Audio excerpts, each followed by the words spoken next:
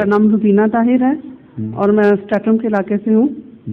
ये सवाल ये है कि इंसान की तबीयत की सख्ती दूर करने के लिए कौन सी दुआ पढ़नी चाहिए? कैसी? इंसान की तबीयत की सख्ती दूर करने के लिए कौन सी दुआ पढ़नी चाहिए? यही दुआ करें कि सख्ती दूर करो। और क्या दुआ कर सकती है? ये सख्ती करते हैं। ये मालूम होता बहुत ही सख्तन डर गई हैं आप।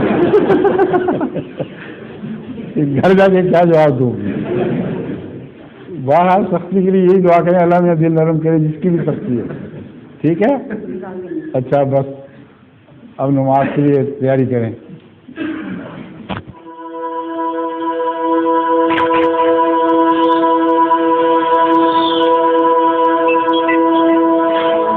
MTA International, reaching the corners of the earth.